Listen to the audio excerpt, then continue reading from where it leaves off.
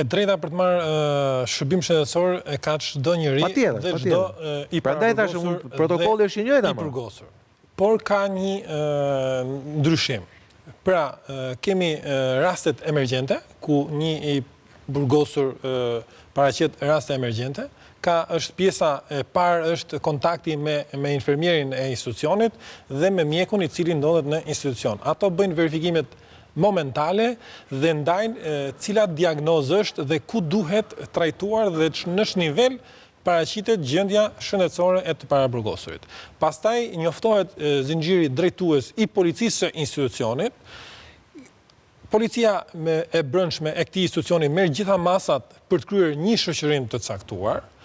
Merr masat duke parë rrezikshmërinë që paraqet personi. Pra, kur kemi të bëjmë me një person i cili ka një akuzë mjaft të rëndë, ku paraqet rrezikshmëri të lartë për të kryer qoftë dhe këtë lloj tentativa arratisje, apo edhe rastin ku mund të sulmohet në një moment të caktuar, sepse lëvizja në këtë lloj institucionesh, siç është institucione shëndetësore, që ti nuk i ke në kontroll të vazhdueshëm dhe nuk arrin dot të bësh rikondicionin e gjithë zonës për shkak se është institucion i publik dhe mund të hyjë dalë çdo lloj njeriu, dhe duke ditur që problemet shëndetësore janë nga më kryesore që përdoren për të kryer tentativa arratisje dhe janë ndër vite kanë treguar që janë më të suksesshme për të analizuar një arratisje të tillë, institucionit i lin për detyrë të marrë disa masa shtesë. E para, nuk shoqërohet me të burgosur të tjerë.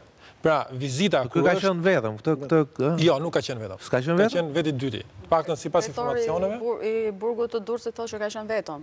Nëse ka qenë vetëm, unë nuk shpjegoj dot përse në makinën e policisë poshtë duhet të jenë edhe dy punojës të cilët nuk janë bashkangjitur. Po ruanin makinën e policisë. Jo, makinën pra mos e vjen. Ka një, pra duhet sqarohen disa detaje të cilat faktikisht ka lënë për të dyshuar. Pra, nëse ka qenë i bashkëshoqëruar me një të burgosur tjetër kur ky paraqitur rast emergjencë nuk bëhet, pra duhet merret vetëm me këtë dhe shihet rrezikshmëria dhe njoftohet policia e shtetit e cila merr masa për qenë prezent dhe për të ardhur në mbështetje gjatë kohës që kryhen vizitat. Qoftë me mbështetje pranë spitalit, por edhe këtë pjesën që mund të ruaj mjetin, mund të jetë tek mjeti i policisë, ndërkohë i gjithë stafi i policisë merret vetëm me shoqërimin, me bllokimin e ambienteve dhe me futje në vizitë. Dhoma ku kryhet vizita duhet jetë patjetër e kontrolluar, e cila shoqërohet me një punojës policie në çdo moment që kryen vizita. Edhe gjatë vizitës? Edhe gjatë vizitës. Për ja ta mbaroj se nuk procesi i vizitës bëhet në prezencën e efektivit të policisë brenda dhomës.